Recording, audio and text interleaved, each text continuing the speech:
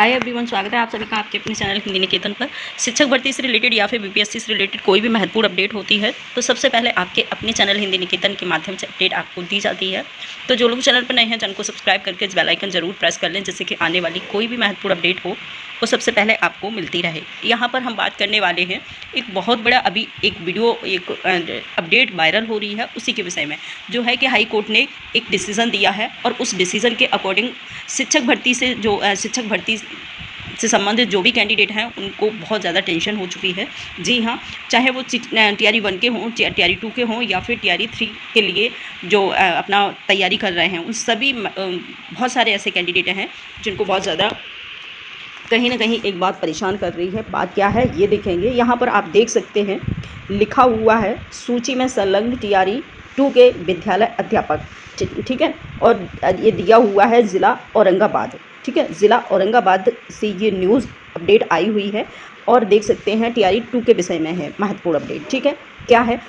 उपयुक्त विषयक अंकित करना है कि आप सभी की नियुक्ति बिहार लोक सेवा आयोग के विज्ञापन संख्या 27/2023 के आलोक में हुई है, परंतु आपके द्वारा उपस्थित शैक्षणिक प्रशैक्षणिक प्रमाण पत्रों के अवलोकन से स्पष्ट है कि आपकी योग्यता विद्यालय अध्यापक हेतु समुचित नहीं है। जी हाँ, विवरण इस प्रकार है, ठीक है। आप समझ पा रहे हैं कि बहुत सारे ऐसे कैंडिडेट हैं जो जॉब कर रहे हैं और वो TRE 2 में सेलेक्ट हुए हैं, कोई TRE 1 में सेलेक्ट हुए हैं, लेकिन ये मामला है TRE 2 का है, ठीक है।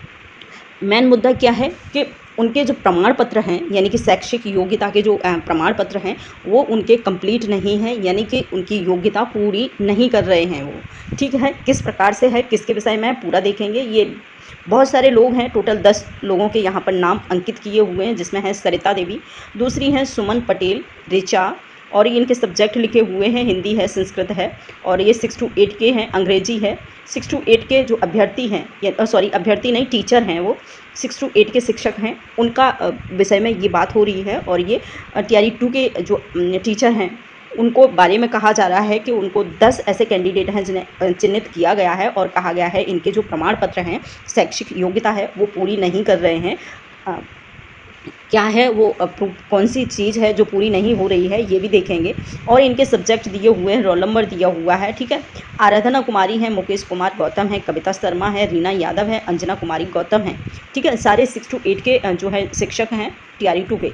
लिखा है अधो हस्ताक्षरित कार्यालय विज्ञापन 866 दिनांक 16/2/2024 के द्वारा आप सभी के शिक्षक पात्रता परीक्षा का प्राप्तांक 60% से कम रहने पर नियुक्ति हेतु पात्र नहीं होने के कारण स्पष्टीकरण की मांग की गई थी। आपको पता है कि जब इनकी नियुक्ति हुई थी उसका टाइम था 16 फरवरी 2024, ठीक है। तब इन लोगों की जो है TRE 2 की अभ्यर्थियों की जो है ज्वाइनिंग चल रही थी, नियुक्ति हो रही थी, और उसी टाइम जिन लोगों के प्रमाण पत्र जब काउंसलिंग हो रही थी तो उन काउंसलिंग में कुछ मिस्टेक थी और उनसे कहा गया था कि ये प्रमाण पत्र आपको जमा करना है थोड़े दिनों के अंतराल में, ठीक है। उन्होंने एक टाइम दिया होगा, पूरा ये देखेंगे स्पष्टीकरण इसका।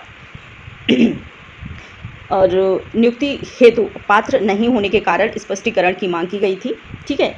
और ज्ञात हो कि किसी भी प्रकार के आरक्षण का लाभ सिर्फ बिहार राज्य के निवासियों को ही दे है, ठीक है। यहाँ पर बहुत सारे लोगों को ऐसा गलतफहमी है कि जो आरक्षण का लाभ है वो अदर स्टेट के कैंडिडेट को भी मिलेगा, जैसे महिलाओं को मिलेगा या फिर SC और ST को मिलेगा, तो ऐसा नहीं है। जो बिहार राज्य के हैं सिर्फ उन्हीं कैंडिडेट को जो आरक्षण का लाभ मिलेगा, चाहे वो महिला हो या फिर किसी कैटेगरी को बिलोंग करते हो, ठीक है। अदर स्टेट के जो कैंडिडेट हैं उनको कोई भी आरक्षण का लाभ नहीं मिलेगा। आप समझ पा रहे हैं इस बात को, आप ध्यान से सुनिए। कोई भी किसी भी दूसरे राज्य का अगर कोई कैंडिडेट है और उसने बिहार TRE 2 में अपना फॉर्म डाला है नियुक्ति के लिए, और अगर वो आरक्षण के उसमें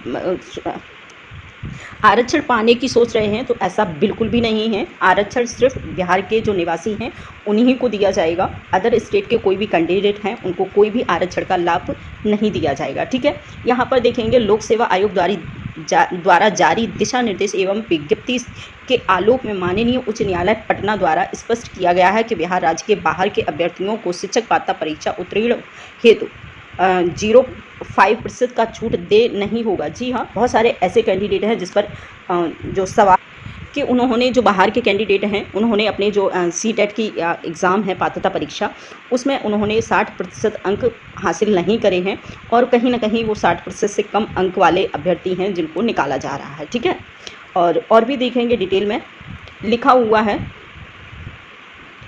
निर्गत, यहाँ पर देखेंगे आलोक में माननीय उच्च न्यायालय पटना द्वारा निर्गत न्याय निर्णय के उपरांत निर्देशक माध्यमिक शिक्षा बिहार पटना के पत्रांक 1341 दिनांक 15/5/2024 द्वारा स्पष्ट किया गया है कि राज्य के बाहर के अभ्यर्थियों को शिक्षक पात्रता परीक्षा में कोई भी 5% का जो है लाभ नहीं दिया जाएगा।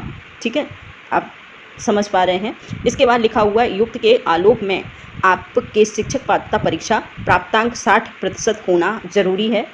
ठीक है, 60% से कम होने के कारण आपकी उम्मीदवारी निरस्त करने योग्य है। जी हाँ, तो जो टीआरई 1 में और टीआरई 2 में जो कैंडिडेट सेलेक्ट हो गए हों कहीं ना कहीं जिन्होंने अपनी योग्यता को पूरा नहीं किया है, यानी कि सीटेट में उन्होंने 60% मार्क्स नहीं हैं उनके, ऐसे कैंडिडेट को जॉब पाने के बाद भी उन्हें अब उनकी जो है उम्मीदवारी को निरस्त कर दिया जा रहा है। ठीक है, किया जा रहा है। अब यहाँ पर देखेंगे कि अतः आप 3 दिन के अंदर स्पष्ट करें कि क्यों न आपके अभ्यर्थी को निरस्त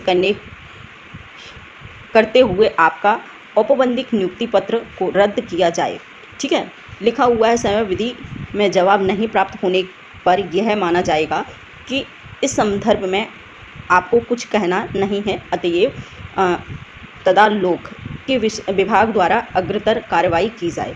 अब यहाँ स्पष्टीकरण मांगा है। ठीक है, आयोग ने और कहा है कि 3 दिन के अंदर आप ये स्पष्टीकरण दें कि आपका जो अभ्यर्थी है यानी कि शिक्षक पात्रता परीक्षा जो है, और अगर उसमें उन्होंने अपना पूरी योग्यता नहीं की है यानी कि 60% मार्क्स नहीं हैं और फिर भी जॉब कर रहे हैं, तो इसको जो जिम्मेदारी होती है बीपीएससी को हक बनता है कि उनकी जो अभ्यर्थन है उसको निरस्त कर दिया जाए।